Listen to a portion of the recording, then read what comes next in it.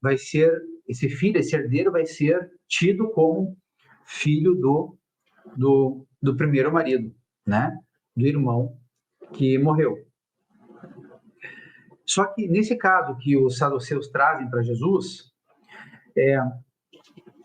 essa mulher, ela se casa com os sete irmãos, né?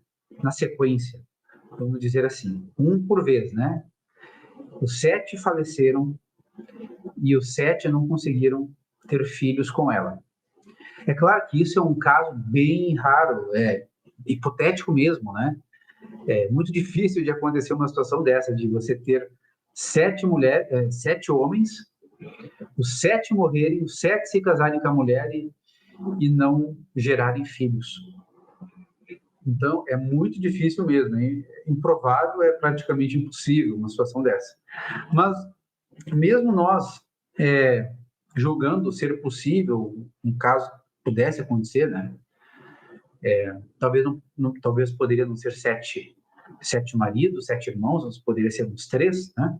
Ainda assim, a questão é que os saduceus dizem para Jesus, lá no céu, na vida eterna, quem será o marido dela? E vejam que os saduceus, eles falam isso para Jesus porque eles não acreditam na vida eterna, não acreditam na ressurreição, não acreditam na ressurreição dos mortos. Os saduceus não acreditavam nem nos anjos. Os saduceus, eles não acreditavam nem em todo o Antigo Testamento da Escritura. Eles tinham apenas o Pentateuco, os 5 livros de Moisés. E eles, então, querem que Jesus fale, né? Que Jesus, eles acham que podem estar colocando aí Jesus contra a parede. Vamos ver o que Jesus vai responder agora, né? Então, quero só ver, então, tá? Então, se a mulher se casou 7 vezes, né? Então, lá no céu, ela vai ser mulher de qual dos 7 maridos? Do primeiro? De quem que vai ser, né? Do último? E aí Jesus, na fala dele, ele diz que os saduceus não sabem do que estão falando, né? Ele dá a entender que os saduceus, eles não sabem nada sobre a ressurreição, sobre a vida eterna. Eles estão pisando feio na bola. E aí nós temos Jesus dizendo para esses saduceus, né, que na verdade lá no reino dos céus, lá no céu, as pessoas não vão se dar em casamento. Lá ninguém vai estar casado.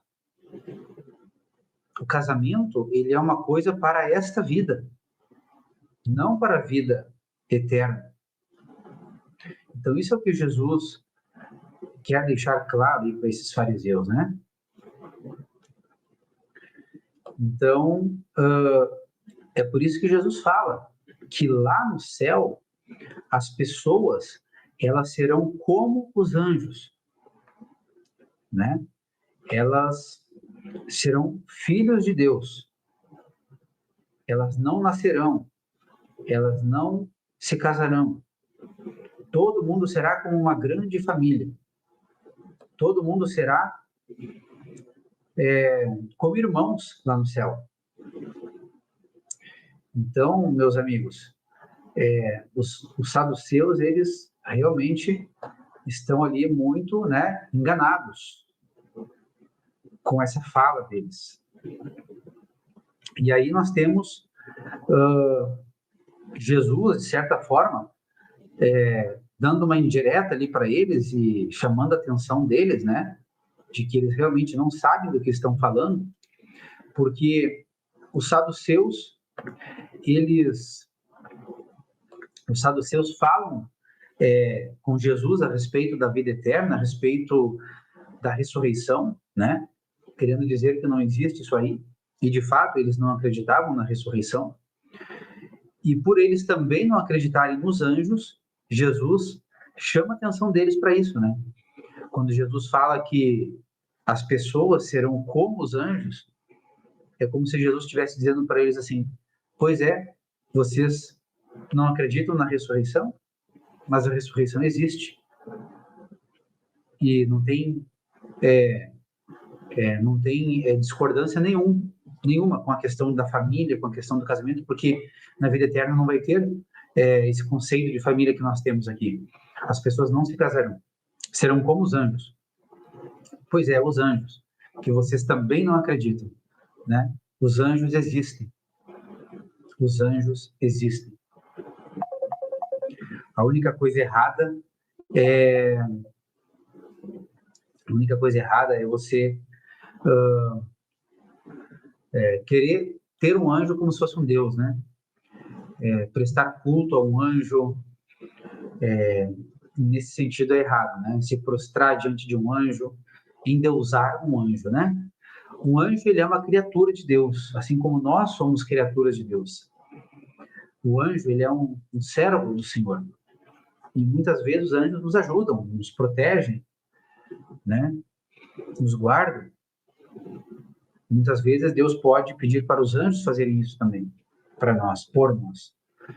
Mas nós nunca devemos pedir nada aos anjos. A gente pede a Deus.